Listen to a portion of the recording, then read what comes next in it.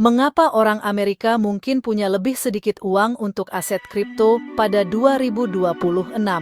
Data tenaga kerja Amerika Serikat menunjukkan pertumbuhan pendapatan yang dapat dibelanjakan lebih lemah, sehingga membatasi modal retail untuk aset berisiko seperti aset kripto. Altcoin hadapi risiko lebih besar dibanding Bitcoin, karena likuiditas dari retail lebih dulu mengering. Kehati-hatian institusi, karena risiko pengetatan Bank of Japan bisa membatasi kenaikan aset kripto dalam jangka pendek. Data ekonomi Amerika Serikat memberi sinyal peringatan dini bagi aset berisiko dan aset kripto.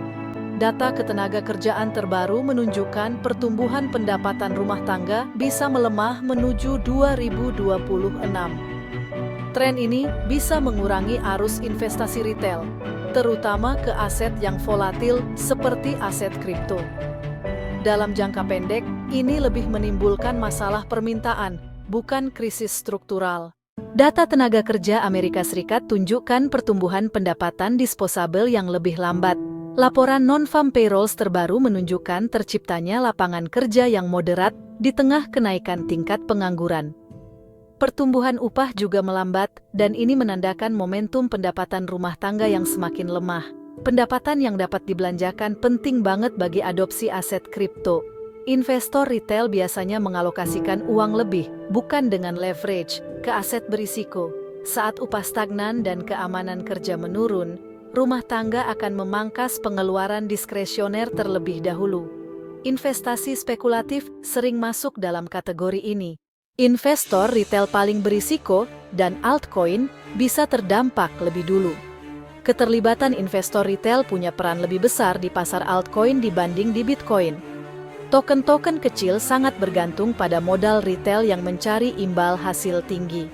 Sebaliknya, Bitcoin menarik arus institusi, ETF, dan holder jangka panjang. Ini memberi Bitcoin likuiditas yang lebih dalam, serta bantalan di sisi penurunan harga yang lebih kuat. Jika orang Amerika punya lebih sedikit uang untuk diinvestasikan, altcoin biasanya terdampak lebih dulu, likuiditas mengering lebih cepat, dan penurunan harga bisa bertahan lebih lama. Investor retail juga bisa terpaksa keluar dari posisinya untuk menutup keperluan sehari-hari. Tekanan jual seperti ini lebih terasa di token berkapitalisasi kecil.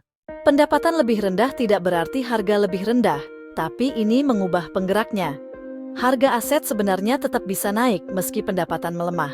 Biasanya ini terjadi saat kebijakan moneter jadi lebih mendukung. Pelemahan pasar tenaga kerja memberi ruang bagi The Fed untuk memangkas suku bunga.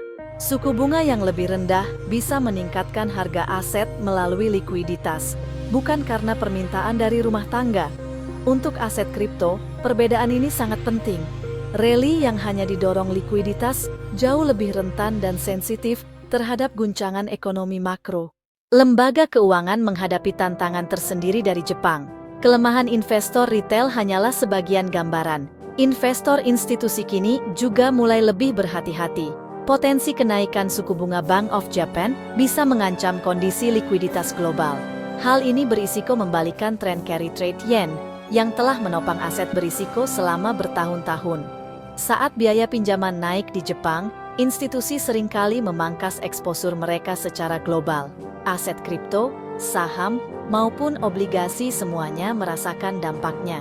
Risiko utama saat ini bukanlah kejatuhan, tapi permintaan yang tipis. Investor retail bisa mundur karena pertumbuhan pendapatannya melemah. Sementara institusi mungkin menunda aksi karena likuiditas global mengencang. Altcoin tetap menjadi pihak yang paling rentan dalam situasi seperti ini. Bitcoin jauh lebih mampu menyerap perlambatan pasar. Untuk saat ini, pasar aset kripto nampaknya sedang bertransisi. Dari momentum yang digerakkan retail menjadi lebih berhati-hati karena faktor makro. Pergeseran inilah yang bisa menentukan bulan-bulan awal di tahun 2026.